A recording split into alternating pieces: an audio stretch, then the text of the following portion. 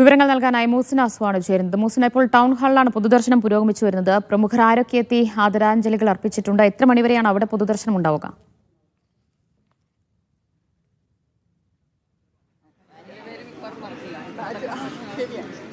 Dhanya, Ernakulam town ഹാളിലുള്ള പൊതുദർശനം ആരംഭിച്ചിരിക്കുകയാണ്. ഏകദേശം ഇവിടെ നിന്ന് തന്നെ ആയിരിക്കും സംസ്കാരത്തിനായി രവിപുരം ശ്മശാനത്തിലേക്ക് സാൻമാഷിൻ്റെ മൃതദേഹം കൊണ്ടുപോവുക. നമുക്ക് ഈ ദൃശ്യങ്ങളിൽ കാണാം ധാരാളം ആളുകൾ അദ്ദേഹത്തിൻ്റെ ശിഷ്യഗണങ്ങളായിട്ടുള്ള, പ്രത്യേകിച്ച് മഹാരാജാസ് കോളേജിൽ അദ്ദേഹത്തിൻ്റെ ശിഷ്യങ്ങളായി പഠിപ്പിച്ച ഒരുപാട് പ്രമുഖരുൾപ്പെടെയുള്ള ഒട്ടനവധി പേരാണ് അദ്ദേഹത്തെ അവസാനമായി കാണാൻ ഇവിടെ എത്തിയിരിക്കുന്നത്. മാത്രമല്ല, മന്ത്രിമാരായ റോഷി അഗസ്റ്റിൻ, മന്ത്രി VN വാസവൻ, മന്ത്രി MB രാജേഷ്, അതുപോലെ തന്നെ മന്ത്രി K രാജൻ തുടങ്ങിയ നിരവധി മന്ത്രിമാരും അതുപോലെ തന്നെ മറ്റ് രാഷ്ട്രീയ, സാമൂഹിക, സാംസ്കാരിക രംഗത്തെ പ്രമുഖരും അടക്കമുള്ള ആളുകൾ ഇവിടെ എത്തിക്കൊണ്ടിരിക്കുകയാണ്. എൻ്റെ കൂടെ മന്ത്രി രാജനുണ്ട്. നമുക്ക് എങ്ങനെ അനുസ്മരിക്കുന്നു സാനുമാഷ? സമാനതകളില്ലാത്ത വിധം മലയാളിയുടെ വായനാനുഭവങ്ങളിലും കേൾവിയിലും ജീവിതം മുഴുവൻ ഒരു ഗുരുനാഥനായിട്ട് ഇനിയും നിൽക്കാൻ കഴിയുന്ന, വലിയ പറയാൻ വാക്കുകളില്ലാത്ത വിധം പ്രിയപ്പെട്ട ഒരാളാണ് നമ്മളോട് ഇവിടെ പറഞ്ഞിരിക്കുന്നത്. ദീർഘകാലമായിട്ടുള്ളൊരു ആത്മബന്ധമാണ് മാഷുമായിട്ടുള്ളത്. വിദ്യാർത്ഥി കാലം മുതൽ കേട്ടും വായിച്ചും യഥാർത്ഥത്തിലൊരു നവോത്ഥാനത്തിൻ്റെ ശിലഭാഗ്യൊരു കാലത്തെ ഞങ്ങളുടെ തലമുറയ്ക്ക് പരിചയപ്പെടുത്തുന്നതിൽ ഏറ്റവും നിർണായകമായ പങ്കുവഹിച്ച ഒരാളാണ് സാനുമാഷ്. സാനുമാഷ് ശ്രീനാരായണ ഗുരുവിനെയും സഹോദരൻ അയ്യപ്പനെയും കുറിച്ച് എഴുതിയിട്ടുള്ള ജീവചരിത്രങ്ങൾ അക്ഷരാർത്ഥത്തിൽ ആ കാലത്ത് ജീവിക്കാത്തൊരു മനുഷ്യൻ ആ കാലത്ത് ജീവിച്ച പ്രതീകം ഉണ്ടാക്കാവുന്ന വിധത്തിൽ നമ്മളോട് ബന്ധപ്പെട്ടിരുന്നു.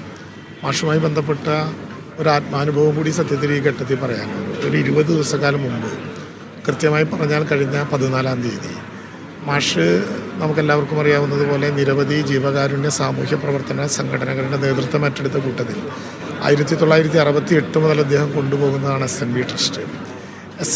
SNV ട്രസ്റ്റ് 68 ഏറ്റെടുത്ത തപസ്വിനി അമ്മയുടെ ഒരു അബലാശരണം എന്ന ഒരു കേന്ദ്രത്തിന് പട്ടയം കൊടുക്കലുമായി ബന്ധപ്പെട്ട് അദ്ദേഹം കഴിഞ്ഞ 10-20 വർഷക്കാലമായിട്ട് അതിൻ്റെ പറയുന്നുണ്ട്. പക്ഷെ സാധ്യമായില്ല. ഞാൻ മന്ത്രിയായി കാണണമെന്നാവശ്യപ്പെട്ടപ്പോൾ ഞാൻ നേരിൽ വീട്ടിൽ വന്ന് കാണാമെന്ന് പറഞ്ഞ് വീട്ടിൽ വന്ന് കണ്ടപ്പോൾ ആദ്യം ആവശ്യപ്പെട്ട കാര്യം, ഞാനൊരു 10-20 വർഷക്കാലമായി ഇതിൻ്റെ പുറകെ നടക്കുകയാണ്. അബലാശരണം കേന്ദ്രത്തിന് ഒന്ന് പട്ടയം കിട്ടണം, അതിൻ്റെ ലീസ് ഒഴിവാക്കണം. അത് വളരെ ശ്രമകരമായ പരിശ്രമം നടത്തി മാഷ് ആ സ്ഥാപനത്തിൻ്റെ പേരിൽ പട്ടയം തയ്യാറാക്കി. മാഷ് ആ സ്ഥാപനത്തിൻ്റെ ചെയർമാനാണ്. എന്നോട് അവിചാരിതമായിട്ടൊരു മാസക്കാലം മുമ്പ് കൃത്യമായി 2 തവണ തുടർച്ചയായിട്ട് എന്നെ വിളിച്ചപ്പോൾ ഞാൻ തിരിച്ചു വിളിച്ചു. മാഷ് പറഞ്ഞു, ഞാൻ മരിക്കുന്നതിന് മുമ്പ് എനിക്ക് ആ പട്ടയം ഒന്ന് കൈമാറി കിട്ടിയാൽ വളരെ സൗകര്യമായിരുന്നു. ഇപ്പോഴും ഹൃദയത്തിൽ തോന്നുന്നൊരു വേദനയാണ്.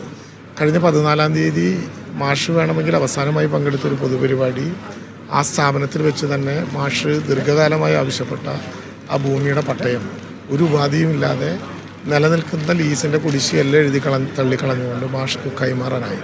മാഷ് ആ ഘട്ടത്തിൽ നടത്തിയിട്ടുള്ള ഒരു പ്രസംഗവും ഇപ്പം എൻ്റെ മനസ്സിലുണ്ട്.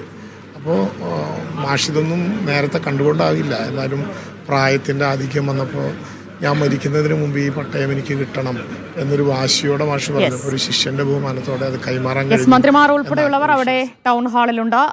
ആദരാഞ്ജലികൾ അർപ്പിച്ചുകൊണ്ടിരിക്കുകയാണ് പ്രമുഖർ. മന്ത്രി K രാജൻ അനുസ്മരിക്കുകയായിരുന്നു സാനുമാഷിനെ.